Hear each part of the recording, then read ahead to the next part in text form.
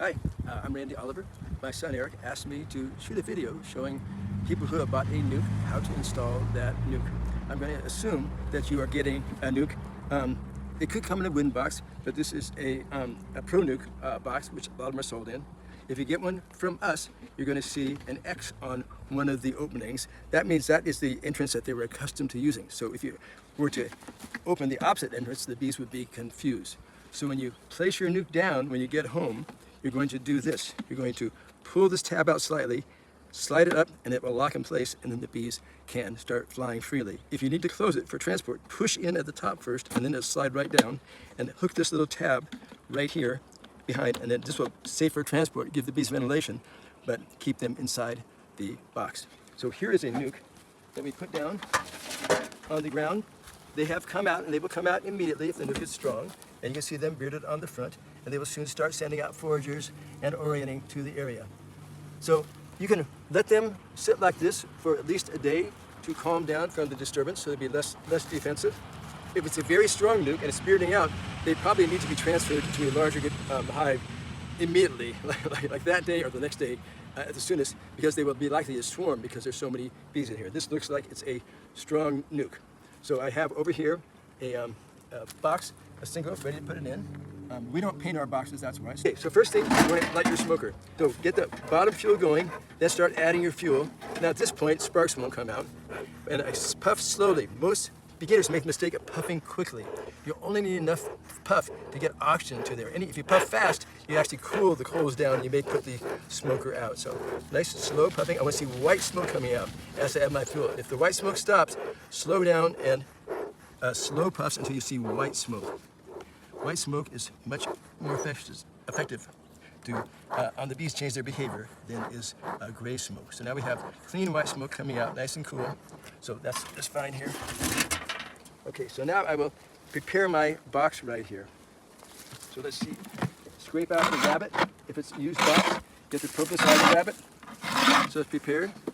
Now, if you have drawn comb, if it's your second year, maybe your colony died last year, it died from inadequate varroa management, which is the most common, use any drawn combs. The bees do best if the nuke, if this first box has drawn comb in it. It's harder for them to draw foundation in the first box. Foundation is drawn much better in the second box. So if you have drawn comb, put it in here for the bees. Knock off any burrs, any burr comb, so when you move it around, you don't crush a queen. If you are going to use foundation, put it to the outside. Move everything over here. And again, if you're first year, you're going to have all foundation, so put your 5 combs of foundation in like this. Okay, so now we're going to go to our nuke right here. Now these bees, even though they're out, they don't want to sting you. These are mostly young bees right here. I'm not saying to touch them like this, but I'm just demonstrating that they have no interest in stinging. We're going to disorient the guards right here. Make them think there's a wildfire approaching the hive. That's what the smoke does. And they give up their defensive behavior. Pop these 2 little clamps right here.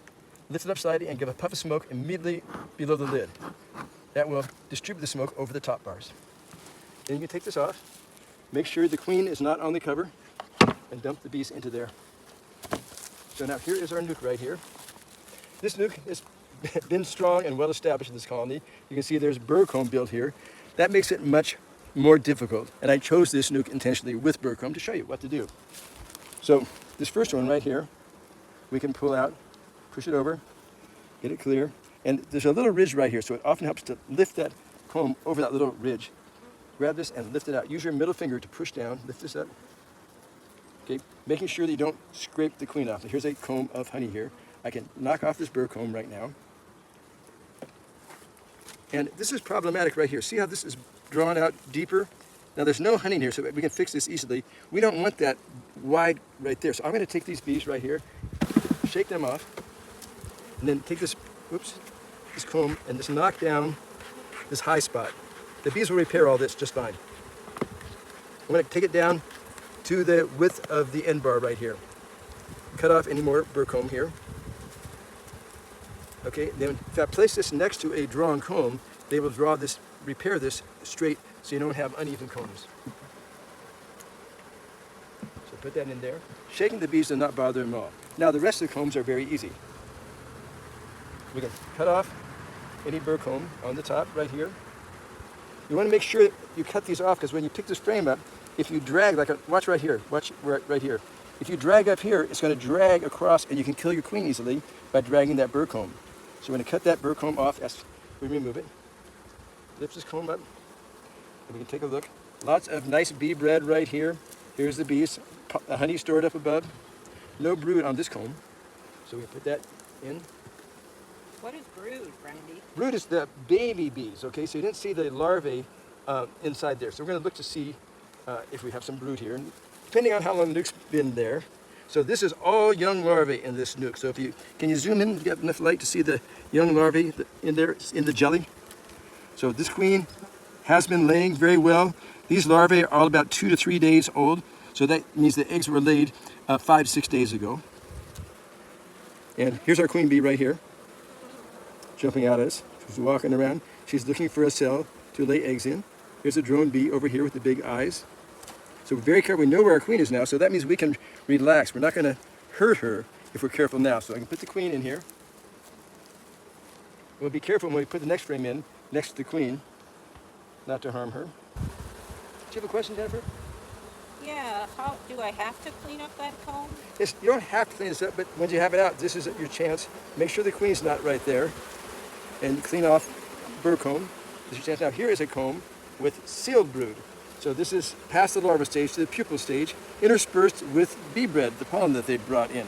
So this is going to emerge into adult bees very soon, and this colony will rapidly grow as these adult bees emerge from the sealed brood. You can see a little cup right here, a queen cup, but let's see if there's anything in it. But see, there's no egg or jelly in there, so bees just do that. Doesn't mean anything's going to happen. Not a concern. So let's put our sealed brood into here. Can I disturb the bees too much when I'm transferring them? You can disturb them, and also it's a time thing. How long you can be in a hive. So they're good for a couple of minutes, but after several minutes, depending on the hive, they may say, oh, you know what, you've had enough time. So you want to work smoothly, but fairly quickly. This one's at last, because if you try pulling this out with this burr comb, a good chance of breaking the queen, because the queen will often be on this burr comb in a crowded nuke. Okay, so now we eliminate our burr comb.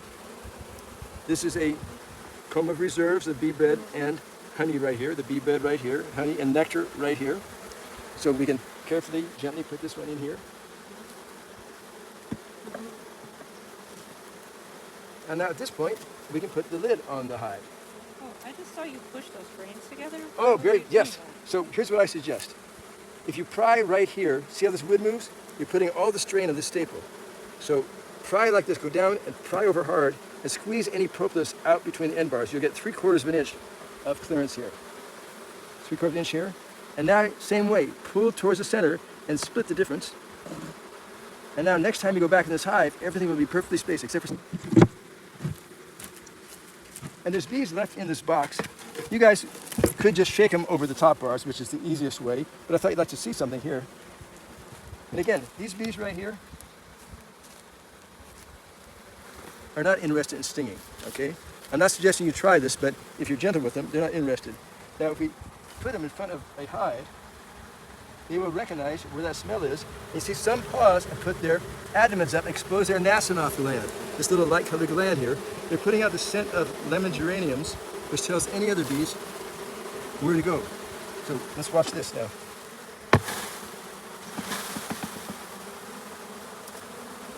Now watch them orient and go right in.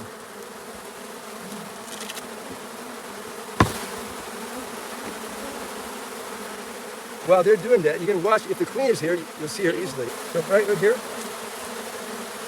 Now these combs I can take a look at and see the queen will not be on here, so I can remove these safely without worrying about crushing the queen. Because the queen will often lay eggs right on this new comb because the other combs are full. So very easy way to kill a queen right off the bat. So I can remove these combs.